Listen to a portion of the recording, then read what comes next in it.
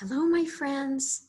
It's Miss Patty at Samuel's Public Library, and it's 4th of July week. Maybe you're trying to get ready for bed. Maybe you're hearing firecrackers in the night and fireworks. I know I did last night. People were already putting out fireworks, and sometimes it's hard to go to sleep with that noise, isn't it? Kind of exciting. So it's story time, and Lammy's here, and we are going to read you a story to help get you ready for bed. So let me show you. This is called Bedtime. It's kind of a funny story. Bedtime around the world, how different people sleep. Let's go exploring. I hope you have your cuddly and your blankie. Here we go. When we go to bed, we're doing something that people have done for thousands of years. Maybe we lie on mattresses, while earlier people lay on mats. We plump up pillows while they fluffed up straw. We burrow under blankets while they burrowed under furs. But we all go to bed. We all need to rest.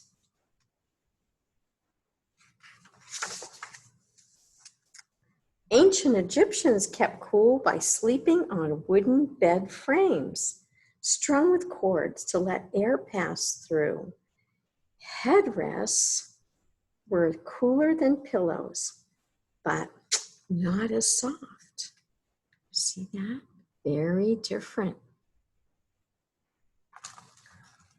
Because living on the banks of the Nile meant mosquitoes. Everyone slept with mosquito netting. Do you see that? That kept the mosquitoes out mostly. Even King Tutankhamun on his golden bed. Fishermen who couldn't afford mosquito netting crept under their fishing nets at night. Look at that. All different ways of getting your rest. In ancient China, houses had raised platforms called qiangs, where families ate and slept together. The qiang was heated from underneath by hot air from a small heater. This was their heater. Yeah. For pillows, the Chinese used hard headrests to protect the fancy hairstyles of the adults. Children's pillows were covered with fabric and were sometimes in the shapes of animals who would keep watch at night with wide open eyes. So even back then, they had something to cuddle. During the Middle Ages in Europe, a bed was the mattress, cushions and hanging curtains that went on and around a simple wooden box called a bedstead. When lords and ladies traveled from one castle to another, they took their beds with them, but left their bedsteads behind. At bedtime, everyone crawled into bed together. No one slept alone unless he or she was very important or very sick. Nightgowns were clothes worn at night, but taken off before getting into bed. See that? Maybe you share a bed, maybe with just one person, but that's a lot of people to share a bed with. I wonder if they got a good night's sleep. Hammocks are hanging beds. They were used in Central and South America long before Columbus arrived to the New World. Woven from plant fibers, they kept sleepers cool and above whatever was creeping or crawling on the ground. I kind of like that idea, sleeping on a hammock. Would that be nice? Today, hammocks are used in many countries. Some people sleep in hammocks every night. Others lie in them on lazy afternoons. Do you have a hammock that you like to cozy with a friend and swing and read a book? That's kind of fun.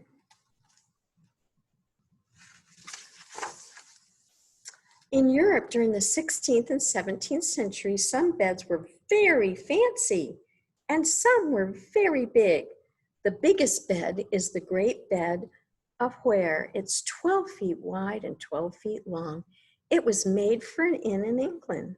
Many people came to the inn just to see the bed that could hold 10 or 12 people at once. See that big, big bed? Wow. And they would have to share. King Louis XIV of France owned 413 beds. That's a lot of beds. At his palace in Versailles, his bed stood behind a golden fence with a little gate. The bed canopy was topped with white ostrich plumes. Magnificent beds like this one often reached higher than a basketball net. Wow, that's crazy, crazy big.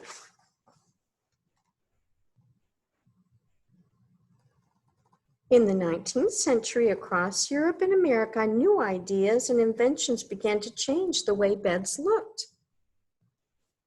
When extra space was needed, people could buy beds that folded into the cupboards against the wall. That's kind of clever. A Murphy bed is a bed that completely disappears into a closet. Another new idea was an old idea in India. Travelers returning home to Europe from India brought something with them we still use today: pajamas. Most comfy. So people didn't always wear pajamas. Millions of people came to the United States by ship in the 19th and 20th century. Many of them traveled in the steerage underneath the boat. It was hot and stuffy since there were no portholes to let in light and air. Beds were narrow bunk beds. Do you see that? 3 or 4 high, set in rows, and everything you brought for you in your new life in America was stored on your bunk. Pretty squishy, don't you think? Before airplanes, the fastest way to cross the United States was by train. We have trains in Front Royal, don't we? I bet you've seen them. The trip from coast to coast lasted 4 days and 3 nights. In Pullman sleeping cars, seats were arranged back to back on either side of the aisle by day. Would that be fun to sleep on a train? At night, the porter changed the seats into a berth or a bed and pulled down an upper berth from the ceiling. Heavy Pullman green curtains were hung, making each bed snug and cozy. Can you see that?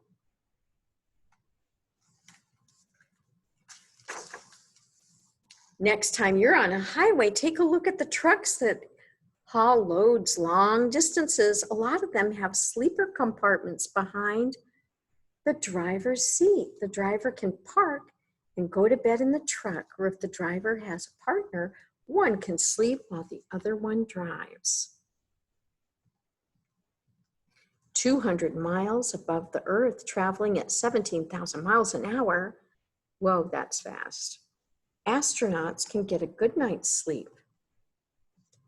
Let's see how they sleep. In space, there's no gravity to pull you down. Arms float, hair floats, people float.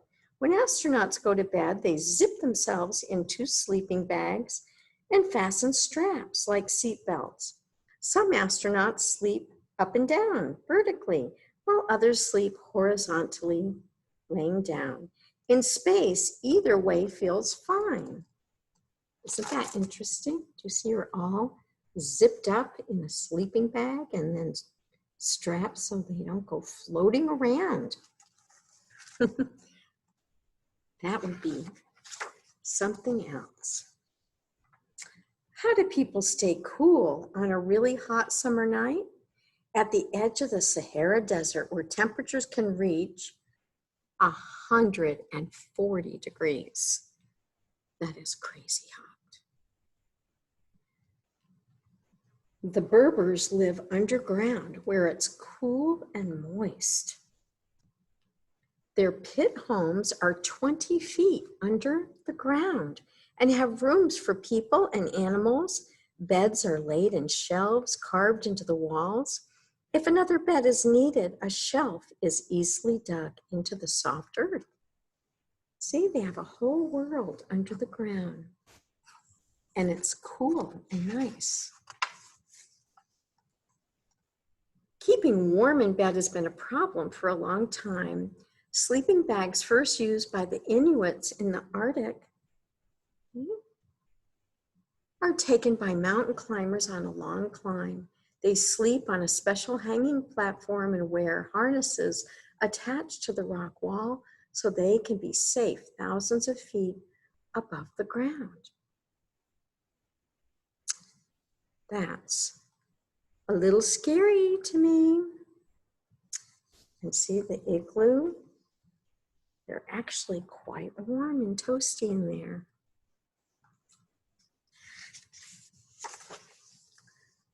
Through the years, babies have slept in hollowed out logs and baskets, in cradles. They've slept in hospital incubators. They've slept in trundle beds that pull out from underneath their parents' bed. At least one baby has slept in a manger. Maybe you know who that was.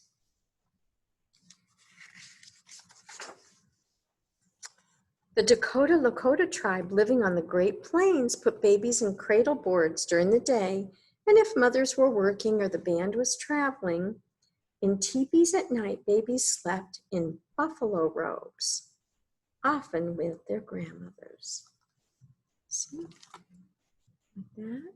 And then this is the cradle board, kind of like a little backpack to hold the babies in. A bed is not just another piece of furniture. It's a place where we go to be alone, to read, or feel better, as well as to sleep. Whether you like your bed tucked in tight or all in a heap, filled with friends or only you, covered with blankets or quilts, or nothing at all, there's never been another bed anywhere like yours. That's a bunk bed. Maybe you have a bunk bed at your house. So that's about all the different people around the world, and some long ago, how they slept, and even today. So that was a long story. Thank you for being patient and listening. I have one more story for you. And before I read it, I want to remind you that we are open. So sometime this week, I hope you can come visit us and check out some books and see the library, and the garden's open. So, Good Night, Good Dog by Mary Lynn Ray. What does, maybe you have a dog or a cat and wonder what they do at night when you are sound asleep. Good night, good dog.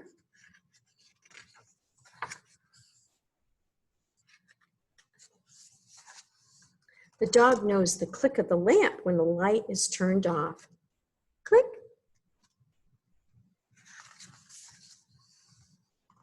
He knows the sounds before the dark that the dark makes. Those small night sounds, like the hum of the refrigerator, sounds that you don't necessarily think about during the day because you're busy and there's lots of noises.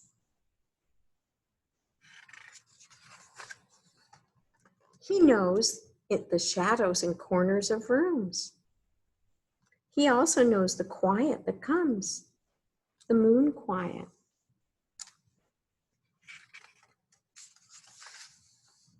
And he knows his bed, round like the moon. But the dog isn't sleepy.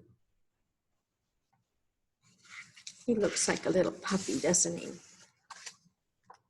He remembers the yellow ball of sun bouncing across the sky. He remembers how he chased it, running in the grass. You have a busy day with his family. He remembers his toys. He remembers his dish.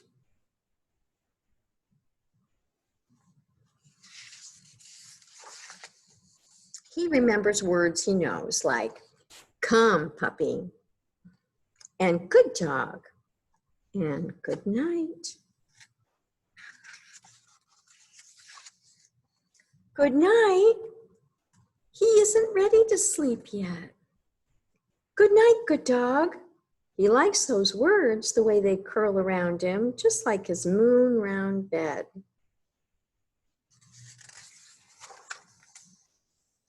Except he's not sleepy, not the dog, but houses are. So houses sleep really quiet. Children sleep.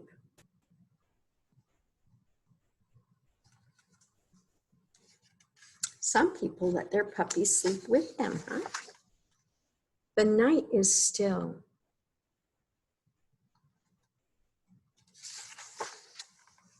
But the dog isn't sleepy, only a little, just a little.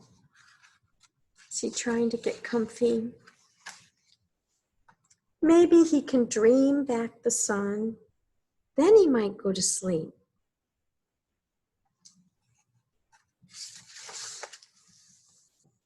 So the dog makes himself snug and says to himself, good night, good dog.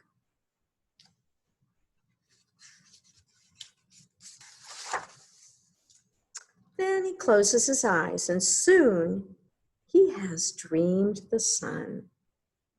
So he dreams some blue sky, he dreams some green grass, and then someone is saying, good morning, good dog, because a new day is waiting. Isn't that the way it is? Sometimes it's hard to get to sleep, but once you do, before you know it, it's morning again and ready for a new day. So I hope you get a good night's sleep and are all ready for tomorrow's adventures. I hope you have a happy 4th of July, and I hope you can come to the library soon and that we can see you. Yes. Good night. Sleep tight.